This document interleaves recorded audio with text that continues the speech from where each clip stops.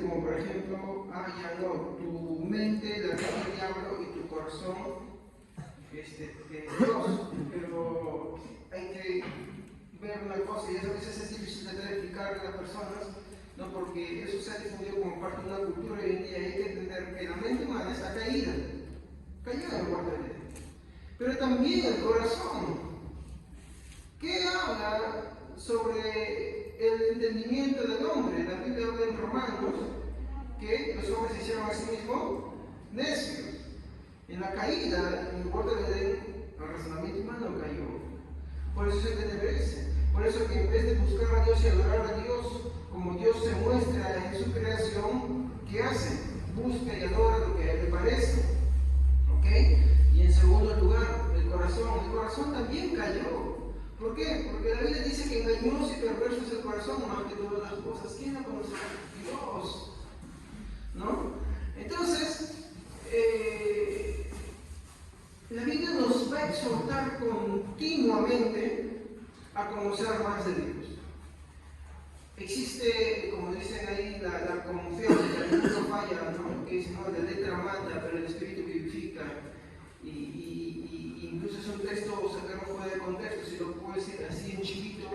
Cuando habla de la letra mata se refiere a la ley. La ley dice que el hombre es pecador y que debe morir por su pecado, ¿sí o no? Entonces, no está hablando algo malo, está hablando algo cierto. La letra mata, ¿sí? Pero el Espíritu, la gracia, vivifica. ¿Se dan cuenta? Entonces, se usa ese texto hoy en día para decir, no hay que estudiar, no, sí, hay que estudiar la palabra de Dios. Sí, nos exhorta, ¿no? Nos exhorta continuamente, pero también nos exhorta algo. No se trata de una acumulación de conocimiento para que yo debata, para que yo discuta, sino se trata del conocimiento que tiene que ser reflejado en la práctica. ¿De qué me sirve conocer mucho si no practico las verdades bíblicas? ¿No? ¿De qué me sirve conocer mucho si yo no voy en arrepentimiento continuamente? ¿De qué me sirve conocer simplemente y no creo todos los días en el Señor Jesucristo? ¿De qué me sirve, por ejemplo práctico, conocer mucho y no tener los deseos de congregarme? No ser llevado y movido a la reflexión, al amor y las buenas prácticas. Entonces, de nada sirve la acumulación de conocimiento. ¿Quiere decir eso que no conozcamos? No, porque Pablo exhorta, otra vez, como hemos tratado la semana pasada, llama la atención a que no debemos ser niños, ¿no? Espirituales, que eso es malo para la iglesia, ¿no? Y eso es terrible, eso no conduce bien, pero que tampoco se trata de una acumulación de conocimientos por acumular conocimientos, sino que ese conocimiento debe ir acompañado con la práctica. Más conoces, más debes practicar. Entonces, no, mejor no conozco para no ser condenado. No, también te va por la misma condenación. No, porque el cristiano tiene que tener el anhelo. De hecho, Jesús le decía a gente así, le decía, no, escudriñad las escrituras, porque en ellas parece que hay la vida eterna, y ellas dan testimonio de mí. Le dice a gente que no creía en él. Y el hecho de no querer conocer más de Dios refleja cierta incredulidad también dentro de nosotros. Pero el querer conocer sin practicar las cosas que uno aprende, también refleja incredulidad, refleja orgullo, refleja vanidad y también son malas. Entonces, en estos dos últimos versículos que vamos a tratar esta semana y la semana que viene, vamos a ver el equilibrio que Pablo le va a dar en estos escritos, porque a lo que se va a enfocar ya va a ser más prácticamente al conocimiento, ¿no? Entonces va a ir dando la conclusión al tema cerrado y para empezar, ¿no?, a hablar sobre el orden dentro de la iglesia. Entonces, hemos tratado esas cosas, ¿no? Entonces, por favor, quisiera, yo ya lo leí, que alguien ahora de lectura al versículo 12. Ya, yo voy a borrar todo esto porque ya son puntos que hemos tratado la semana pasada, por tema de espacio lo necesito. Ya, entonces, esos han sido los puntos que hemos tratado. En segundo lugar, ¿qué dice el versículo 12? Ahora vemos por espejo oscuramente, mas entonces veremos cara a cara. Ahora conozco en parte, pero entonces conoceré como fui conocido. Muy bien. Quiero hacer esa pregunta. ¿Qué idea, hermanos, tenemos de un espejo? En esta iglesia es muy fácil saberlo, ¿no? ¿Qué idea tenemos de un espejo?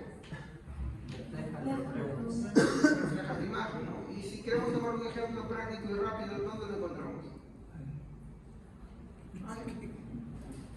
Es un espejo, ¿no? Te permite ver, lo usamos continuamente, ¿sí o no? Muy bien, pero al respecto de esto yo quiero darles ciertos puntos, ¿no? Primero,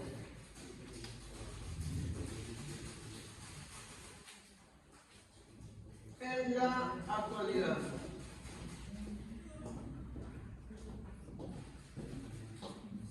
En la actualidad, hermanos, nosotros tenemos la idea de un espejo que es un pedazo de vidrio, ¿sí o no? Cubierto con una capa de plata o algún material parecido, ¿no? Que le da este acabado que nosotros vemos, ¿sí o no? Si tú volteas un espejo, se da vuelta que atrás está pintadito, ¿sí o no? Tiene un material. Entonces, es la mezcla de todos los elementos con los cuales nosotros usamos continuamente. Eso es lo que nosotros conocemos, ¿no? Y por particular el espejo no tiene la capacidad de reflejar los rayos de luz que llegan a él, permitiendo de esta manera reflejar las imágenes en él. Entonces, nosotros volteamos inmediatamente, pues acá es muy evidente, ¿no? Los pilares también, ¿no? Volteamos y el espejo vemos ahí, ¿no? Que refleja más. De hecho, en una habitación donde hay espejos, la luz se refleja mucho más todavía, ¿no? Y bueno, el efecto colateral que tenemos ahí es que también nos vemos, ¿no? Entonces, algunos que son demasiado vanidosos, pues voltean cada rato, ¿no? Y creo que ya al principio era demasiado, creo que ya ha bajado, ¿no? Pero prácticamente acá tenemos una idea clara en la actualidad de qué es un espejo, ¿ya? Ahora, el segundo punto es, ¿no? El espejo, como hoy conocemos, ¿saben cuándo tuvo su origen? En 1832. ¿What? Sí, miren, fue inventado por un alemán químico llamado, este nombre es bien difícil, yo solamente voy a escribir su primer nombre, Justus von Liebig. No me sale, lo voy a escribir acá para que sí puedan pronunciarlo. Liebig, algo así, ¿ya? Ya usted me entiende. Bueno, el tema es que el espejo, como ustedes ven ahora, así, fue inventado en este año. 1800, no tiene unos cientos de años, no tiene un milenio, que digamos. Pero entonces, ¿por qué la Biblia habla de un espejo? ¿Ya? Y eso hay que verlo claramente, no es cualquier cosa, ¿no? Entonces, eso nos va a llevar al tercer punto. En la antigüedad,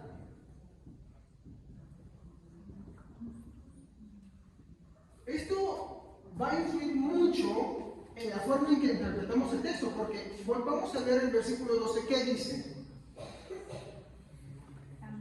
Porque ahora vemos por un espejo, veladamente, pero entonces veremos cara a cara. Ahora conozco en parte, pero entonces conoceré plenamente como he sido conocido. La idea que tenemos hoy de un espejo es que muestra claramente las cosas.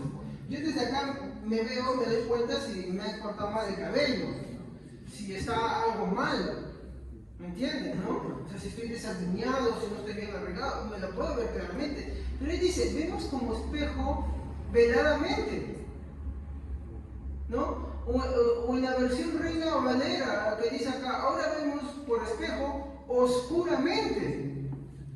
Entonces, no es lo mismo querer ver lo que Pablo está diciendo con los lentes del año 2023 a verlo con el primer siglo. Entonces, hay que ver qué es lo que Pablo se está refiriendo, y no está muy lejos de la realidad, está bien claro, y tiene que ver mucho con estos elementos. Primero, en la actualidad, el espejo que conocemos es esto.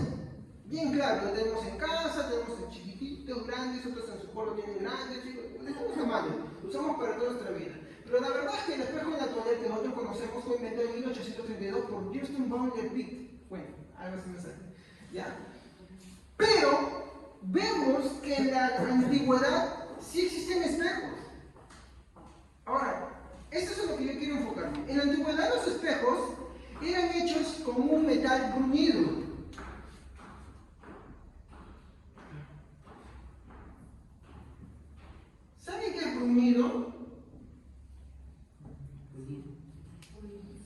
Pulir.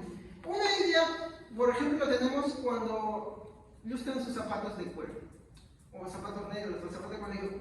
Por ejemplo, cuando yo estaba en el ejército, tus botas tenían que estar, te decían, brillo de espejo, pulido espejo. Y de verdad, el que debía decir, yo tengo que ver mi rostro ahí. Y te hacían lustrar y todo, tenías que aprender. Y nada, que pues ahora uno lustra y se demora media hora lustrando. Ahí pues, con todo y baño y cambiado y arreglado, tendría cama 5 minutos. Es así el ejército. Y los zapatos impecables, ok. ¿No? Entonces, bruñido es algo, mi hermano, que ha sido pulido de tal manera que tiene una superficie impermeable, ¿no? Por así decirlo, bien pulido y bien fino, ¿ya? Más o menos para darles la idea. Entonces, en la antigüedad los espejos eran hechos con un metal bruñido, o sea, pulido, ¿no? Por lo general eran, y acá viene la idea, cobre, bronce, plata. Y ustedes lo habrán visto. Bueno, no me sale muy bien, ¿no? ¿Han visto? Pues es como unas paletitas redonditas. ¿La lupa? Como una lupa, pero en vez de lupa transparente, pues es un metal. Y en otros casos, pues los más pudientes tenían pues discos grandes. ¿Ya?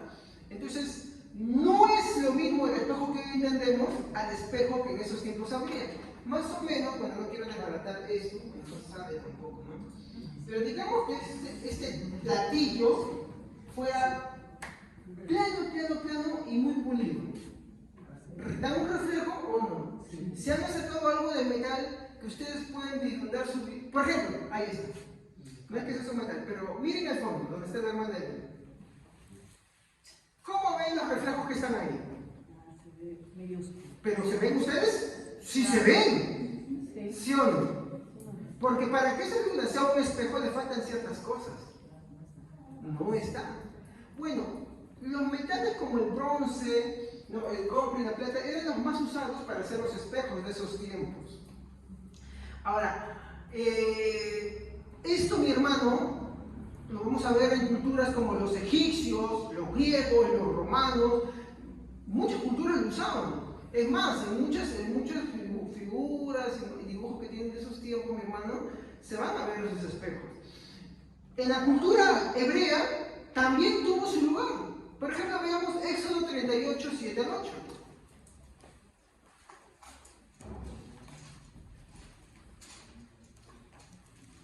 Éxodo 38, 7 y 8.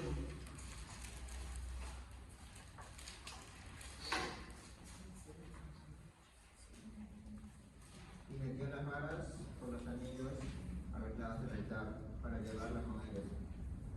Luego lo hizo de tablas. También hizo la fuente de bronce y su base de bronce, y los espejos de las mujeres que miraban a la puerta del tabernáculo de reunión. Porque ustedes sabían que los sacerdotes tenían que, antes de entrar al templo, asearse, fijarse que estuvieran en regla.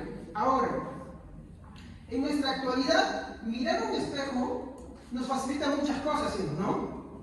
Nos permite arreglarnos, acomodarnos, vernos bien cómo estamos, pero en un espejo de esos tiempos, uno tenía que tener una mayor observación. ¿Por qué? Porque no es lo mismo mirarse en el reflejo de un disco de bronce, cobre o plata que mirarse en el reflejo de un espejo. Pero para ellos esos discos eran sus espejos, ¿no? Entonces, esto nos lleva, bueno, esto lo vemos ahí por ejemplo con los hebreos, ¿no? Esto nos lleva ahora a ver, ¿no? Lo que la Biblia dice, ¿no? O sea, en este tercer punto, a lo que Pablo se refiere, ¿no? Con espejo. ¿Qué es lo que Pablo está queriendo decir? Y otra vez, por favor, les pido que leamos el versículo 12. Ahora vemos por espejo oscuramente, mas entonces veremos cara a cara. Ahora conozco en parte, pero entonces conoceré como fui conocido.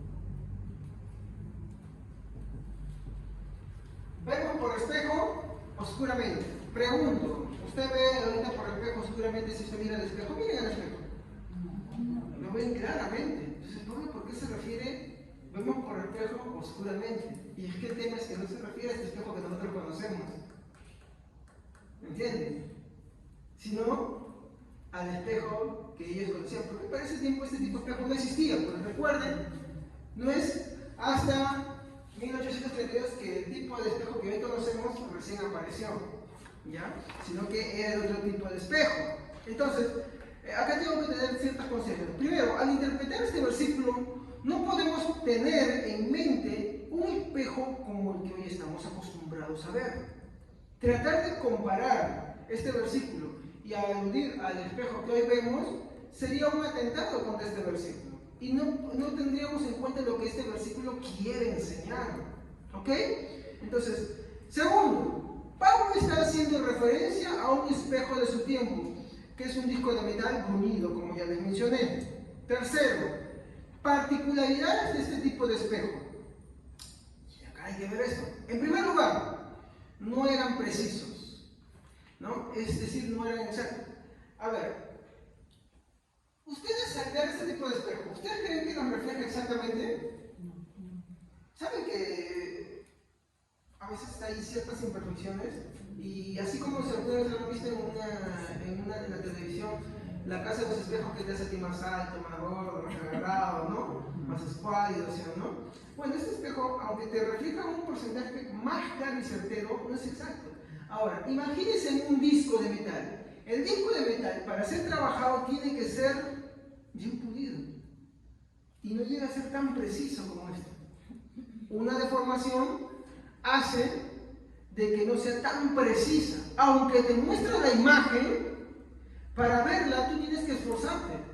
Por eso que Pablo, cuando hace la referencia en el espejo de su palabra, no es simplemente una mirada simple, sino que está haciendo referencia, ¿no?, a que cuando uno mira en el espejo perfecto de la palabra de Dios, uno tiene que hacer una mirada más cautelosa, más exhaustiva, porque recordemos que no nos estamos refiriendo al mismo tipo de espejo. ¿Ok? Entonces, no eran muy precisos, ¿no? O sea, no eran exactos, o sea, siempre había, por la forma en que eran discos de metal, ¿no? Alguna deformidad, había que algo distorsiona la presión, entonces uno tenía que estar agarrando y mirando bien, viendo todos los ángulos y todo eso, ¿no? Otro es que el reflejo era oscurecido, carecía de claridad dependiendo del metal usado. Por ejemplo, ¿de qué colores o a qué colores se asemejan el cobre y el bronce? ¿Ah? Medio amarillento. Medio amarillento. ¿Sí o no? Y entonces el reflejo será muy claro o será medio oscurecido. En la plata se ve mejor, pero aún así no lo puedes comparar a ese tipo de espejo. Entonces la imagen, aunque es precisa, es algo oscurecida. ¿Me entiendes? Aunque te da la razón de cómo eres para que tú veas más o menos cómo estás, no es tan precisa. Y a ese espejo es al que Pablo se está refiriendo. Por eso este versículo dice, ¿no? Ahora ustedes, por favor, alguien más que me haya leído, pues vamos a leer el versículo 12 de Corintios. 13, 12.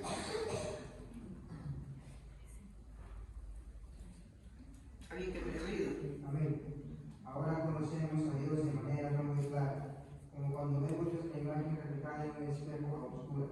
Pero cuando todo sea perfecto, veremos a Dios cara a cara. Ahora lo conozco de manera imperfecta, pero cuando todo sea perfecto, podré conocerlo como Él me conoce a mí. Algo que el versículo destaca es que no dice que no conozcamos, dice que conocemos, pero no perfectamente. Ahí me dejo entender. Entonces, este versículo va a apuntar a algo más ahí, ¿no? Entonces, ¿qué podemos tomar como reflexión y aplicación acá? Bueno, en el caminar cristiano hay que entender que este caminar cristiano, y que es lo que vamos a hablar en el siguiente servicio, ¿por medio de qué se sostiene? por medio de la fe. ¿Estamos?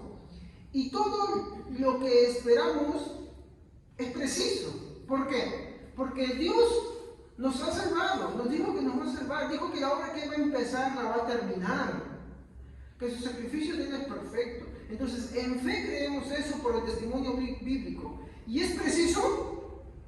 Sí, es preciso en eso. Es claro en eso. Nótese que Pablo dice, no que no veamos, sino que vemos como oscuras. Estamos. Eso es lo que el versículo está apuntando. Entonces, es verdad que en el caminar cristiano, nuestro caminar cristiano, se va a suceder siempre en la fe. Y todo lo que esperamos por medio de esa fe, de parte del testimonio bíblico que nos da, es preciso. La fe viene por el oír. Y mire esa vinculación. ¿Por el oír qué cosa? La palabra de Dios. Entonces va a estar sustentada y afirmada en lo que la Biblia nos da, en lo que las Escrituras nos dan. En cuanto a eso, va a ser preciso. Pero nos dice algo más el versículo, ¿no? Aunque es preciso, también es difuso. Por ejemplo, sobre todo en cómo vendrá. ¿Qué es preciso sobre Cristo? ¿Él va a venir, sí o no? Él vendrá. ¿Hay duda de eso? No hay duda. Creemos que va a venir. De hecho, este es uno de los pilares del cristianismo. No puede ser cristiano si uno no cree que Él no vendrá. Hay un grupo de cristianos que piensan que Él no va a venir. Entonces, eso no es cristianismo. En esa parte fundamental es precisa. Ahora, en cómo vendrá, ahí está la discusión. Y entonces, ahí tenemos a los más famosos, ¿no? Que son los dispensacionales.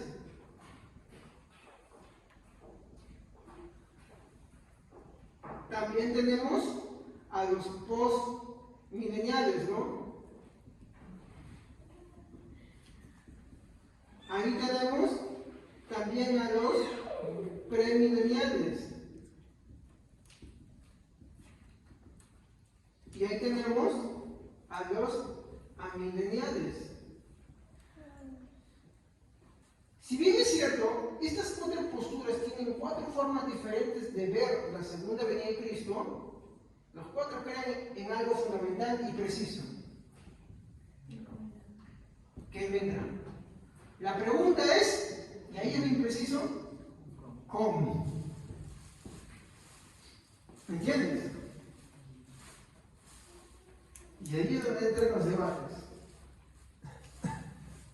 ¿Quiere Dios que no profundicemos en eso? Si quiere, porque dependiendo en cómo uno se aferra en estas cosas, afectará su forma de ver el cristianismo. Por ejemplo, si uno es dispensacional, tendrá una mentalidad de escapismo, ¿no? Entonces uno irá pensando, Señor, cuando vendrá, va a venir, me sacará de este mundo de aflicción, ¿no? Y los malos se quedarán acá sufriendo la gran tribulación, ¿no? Así piensa el dispensacional. Y esos son sus mensajes. Si uno es post-milenial, entonces uno va a entender, ya, yo sé que tengo que prepararme para predicar el Evangelio del Reino de Dios. Y mi familia también. Entonces se prepara, él prepara a su familia. ¿Me entiendes? Él cree que va a pasar con las cosas también, pero se va a centrar en eso. Si es premilenial, ¿no? El premilenial cree que va a pasar la gran tribulación y va a tener afectadas sus cosas más o menos casi como el premilenial, ¿no? Y si no es amilenial, el amilenial, ¿qué piensa? Bueno, la iglesia va a pasar la gran tribulación. La iglesia va a ser perseverada por Cristo y va a ser rescatada por Él. ¿Se han dado cuenta de algo? El problema en ellos está en cómo. Y en cómo tú te aferres en ellos, en alguna de esas posturas, va a afectar tu forma de vivir el Evangelio. Va a afectar tu perspectiva. De hecho, esta última postura más centra su tema y su enfoque en la esperanza en Cristo, ¿no? En la esperanza no en el escapismo, sino en el soportar, en el vivir el Evangelio a pesar de todas las cosas que suceden. Entonces, van a afectar tu forma de ver. Uno puede decir, pues no quiero. No es que no quieras. Inevitablemente tienes que creer en estas cosas. Caes en esas cosas. ¿Por qué? Porque la Biblia va a hablar de ciertas cosas que están ahí. Va a hacer su enfoque. Y Dios quiere que profundicemos en eso, sí quiere. Porque quiere que nos mantengamos activos. Quiere que nos mantengamos siempre tratando de querer conocer más de Él. Porque si no, ¿en qué invertimos nuestro tiempo? ¿En qué invertimos de verdad? Póngase a pensar en eso. ¿En qué invertimos? No es lo único. Por ejemplo, otra cosa que es precisa, ¿no? Después de la vida, ¿no? Después de la muerte, perdón. ¿Qué cosa hay preciso? Que conocemos de la Biblia. Purificados. ¿Qué cosa hay? Cielo y infierno. ¿Me equivoco? Eso es preciso. Pero aquí hay que ver algo, ¿no? Aunque el testimonio sobre el cielo y el infierno es preciso en lo bíblico, sobre su existencia, ¿creemos que existen? Sí. El no creer, por ejemplo, bueno, la mayoría en el cielo no tiene problemas, el problema está en el infierno. ¿Saben que hay quienes no creen en el infierno? Algunos piensan incluso que el infierno no está activo, o que el infierno un pedacito de tiempo nada más y después desaparecerá también. No, o sea, que no. Cuando hablamos de infierno, hablamos del castigo de Dios. ¿Estamos? Del juicio de Dios. Entonces, hay gente que no cree en el infierno. Y el negar el hecho del infierno es una doctrina fundamental. ¿Por qué? Porque el no creer choca con un atributo de Dios también. Entonces, ¿es preciso, sí o no? Es preciso. La Biblia habla del cielo y del infierno. Ahora, ¿cómo es el cielo y cómo es el infierno? Hay muchos que dicen que han soñado y que han sido llevados al cielo, otros que han soñado, no, que dicen que han sido traspasados al infierno. Todos esos son cuentos. Y eso es, como explicaba el hermano Belín, eso ha sido de todos los años. O sea, siempre, todos los años ha habido eso. ¿Qué me soñé? ¿Qué me llevaron al infierno? Miren, Jesús, para tratar de hacernos entender un poco de cómo sería el cielo y cómo sería el infierno, hace ciertas alusiones. Por ejemplo, cuando menciona, ¿no?, que en el cielo dice, ¿no?, se sentarán Abraham, Isaac, Jacob, y muchos reyes del oriente y del occidente se sentarán con ellos. ¿Es que está hablando? ¿Que el cielo solamente es una comidona? Recordemos que en esos tiempos no existía el Netflix, no existía el cine, no existía, ¿no?, las películas, ¿no? Entonces, ¿qué es lo que uno disfrutaba? Sentarse, compartir, degustar algo, conversar, reírse, pasar. O sea, empieza a hacer esa comparación, ¿no? Igualmente del infierno, o sea, trata de hacerlo. Ahora, no quiere decir que el cielo es así, el cielo debe ser mucho mejor. Igualmente el infierno. Las cosas que Jesús nos habla del infierno, más o menos trata de darnos a entender algunas cosas sobre los sufrimientos del infierno. Pero lo real del infierno debe ser mucho más. Así como el cielo. No, así como el cielo te da las alegrías y el júbilo que uno experimenta, en el infierno te habla de la necesidad y la angustia, no, de la desolación. Entonces, no te habla más allá mucho. Hay ciertas cosas y que uno tiene que estudiarlas a la luz de la palabra, sí, tiene que estudiarlas, pero más allá no te habla muchas cosas más. ¿Sí o no? Entonces, hay muchas cosas, mi hermano, que están más allá de nuestro entendimiento, ¿no? Entonces, más allá, como digo, del testimonio bíblico, no se nos proporciona más información, ¿o me equivoco? No se nos proporciona mucho, ¿no? Pero, cuando Él venga, mi hermano, sí todo será muy claro, ¿o me equivoco?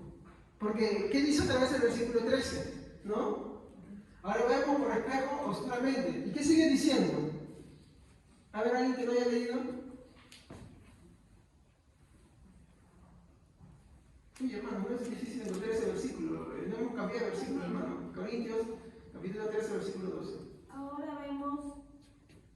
todo de manera imperfecta, como reflejos desconcentrantes, pero luego veremos todo lo perfecta claridad.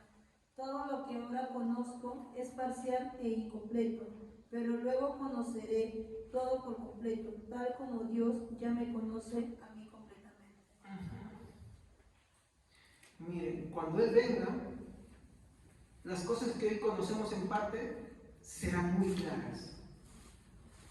Ojo, que en ningún momento está motivando a no conocer de Dios, sino que lo que uno puede pasar o invertir toda su vida, lo que estamos llamados en conocer y practicar de Dios, cuando Él venga, será una nadita nada más en el mar de toda esa inmensa sabiduría y conocimiento de Él.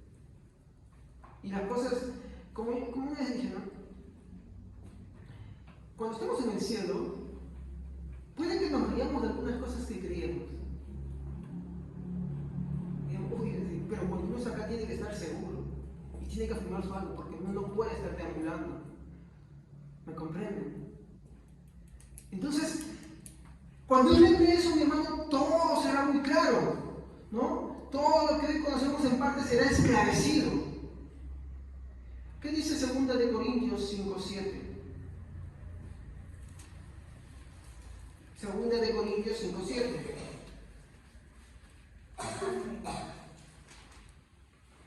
Mas el que nos hizo para esto mismo es Dios. 5:7, 2 de Corintios 5:7.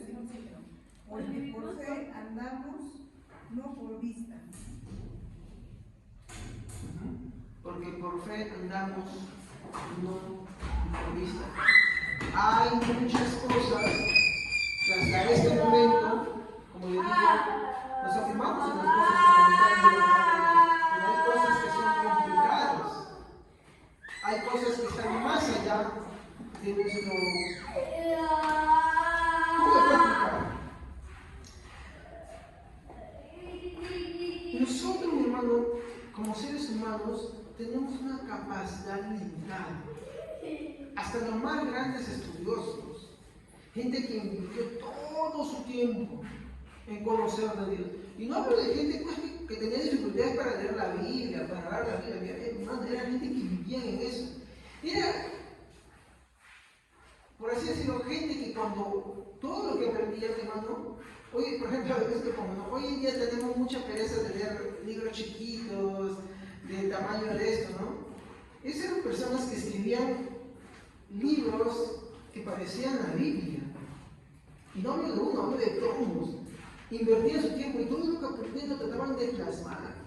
Y al final reconocían su poca capacidad. ¿No? Y esto nos lleva a una reflexión más. El conocer más de Dios no nos debe conducir al orgullo, nos debe conducir a la humildad. Así como en el servicio anterior hablamos sobre el enfoque, que no es saludable, no es bueno que un cristiano no quiera conocer de Dios, que eso no ayuda, al contrario, destruye una iglesia, la obstaculiza. El conocer mucho y no practicarla y llenarse de orgullo también provoca lo mismo. ¿Me dejo entender? Lo que está haciendo con este versículo 2 es complementarse con el 11, solo que ahora desde el otro lado. La última parte dice, como fui conocido, ¿no? Y eso nos quiere llevar a una especie de reflexión final. Lo que hay que ser claros, hermano, lo que hoy conocemos es parcial, ¿no? Pero eso que es parcial, hermanos, a su vez es muy complejo. Hace poco estaba estudiando un tratado sobre el credo de los apóstoles. Ustedes saben las primeras creencias de los cristianos, que eran para purgar las herejías, ¿no? Y es bien sencillo, muchos lo saben. La iglesia cristiana, la iglesia católica también lo ha enseñado, ¿no? El credo famoso del credo de los apóstoles, ¿no? Creo, ¿no? En Dios Padre, creador del cielo y de la tierra, en su Hijo Jesucristo, el Espíritu Santo, la Santa Iglesia y todo, ¿no? Y es sencillo, un niño lo puede aprender cómo explicar este tratado. Pero ustedes saben que ese tratado, esas pequeñas palabras que son 12 artículos, tienen una profundidad y complejidad increíble que hasta el día de hoy teólogos y estudiosos siguen analizando sus doctrinas que están ahí inmersas y se escriben libros hasta el día de hoy sobre eso, sobre todas las cosas que hablan y la cantidad de evidencia bíblica que tienen. Porque el Evangelio tiene esas dos cosas. Sí, es sencillo y a su vez de ser sencillo también es muy complejo. Por eso Pablo decía, ¿no? Vemos como un espejo, pero oscuramente. Vemos las imágenes, pero hermano, nos podemos pasar toda la vida estudiando y analizando la palabra de Dios, pero hay que entender algo. Eso, si uno piensa que ya lo conoce a Dios todo, no. Hermano, Dios es inmenso. Es más, a Dios nunca, como dije una vez, terminaremos de conocerlo. Cuando estemos en su presencia, mi hermano, la eternidad será basada en conocerlo cada vez más a Él. De hecho, hay una incerteza sobre lo que sí podremos conocer con totalidad y claridad. ¿Sabes cuál es? A nosotros mismos. Porque el versículo dice, entonces seré conocido como realmente fui. No dice que de Dios, ¿no? Porque piensa en su sabiduría. No sé si fue Agustín de Hipona o Santo Tomás de Aquino que una vez meditando pasaba por la playa, ¿ya? Y dice que meditando sobre las profundidades de Dios vio a un niño, ¿ya? Y le dijo, ¿qué haces? Estoy tratando de llenar el mar en un huequito que le había cavado. Le dijo, dijo, pero eso es tonto, querer meter todo el mundo en un huequito. Y después dice que el niño desapareció. Él creyó que era un ángel. ¿Sabe qué quiere decir eso? Él lo entendió así, ¿no? De que nosotros podemos pasar toda nuestra vida tratando de conocer a Dios, pero nunca podemos dejar de querer pensar que eso es lo todo de Dios. De hecho, cuando estemos en su presencia, mi hermano, conocerlo cada día, escucharlo cada día va a ser nuestro deleite. ¿Y sabe cómo podemos presenciar nuestra vida acá? Vea usted, por ejemplo. ¿Usted tiene necesidad por venir acá a la casa de Dios de escuchar la palabra de Dios? ¿Se deleita en escuchar la palabra de Dios? Si usted se deleita en escuchar la palabra, imagínese del mismo Señor cada día. Si nosotros con ciertas dificultades, con muchos obstáculos, decimos, oh, wow, mira, esto de la Biblia no conocía, no entendía, y ahora he aprendido algo más, y esto lo tengo que practicar. Imagínense del mismo Señor. ¿No? Y por eso cuando nosotros venimos a la casa de Dios con dificultades, con somnolencias, con aburrimientos, con desganos, vemos ahí nuestro pecado, ¿no? Vemos nuestro pecado. Entonces, como le dije, ¿no? Lo que conocemos de Dios es parcial. No es para que de una manera digamos, entonces para qué conocer, no, porque ya el versículo anterior 11 llama la atención sobre eso, ¿no? Nos exhorta más bien a conocer de Él. Pero sí hay que entender que lo que conocemos de Dios, que es parcial, ¿no? Es a su vez muy complejo también. El apóstol Pablo nos anima a madurar en el Señor, a madurar en el conocimiento de Dios, pero no a llenarnos de orgullo. ¿Quién puede leer, alguien que no haya leído, versículo 11 y 12 de 1 Corintios 13? 11, 12 al 13.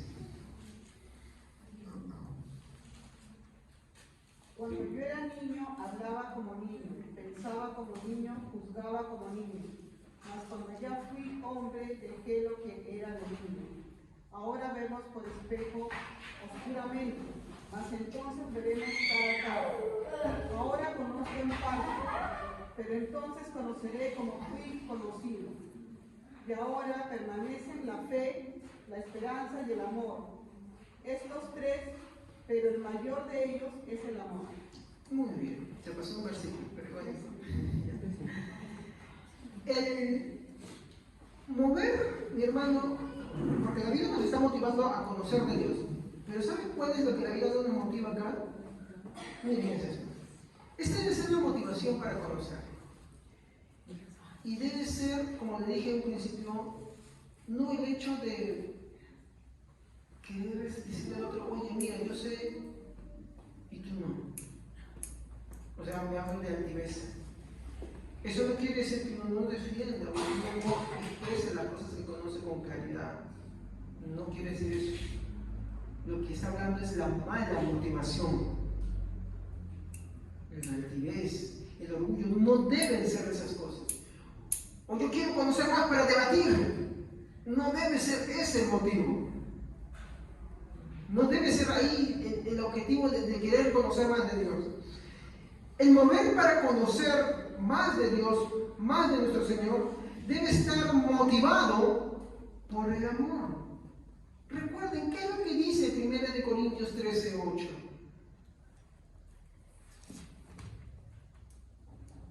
Ahí tenemos que contestar. Amén.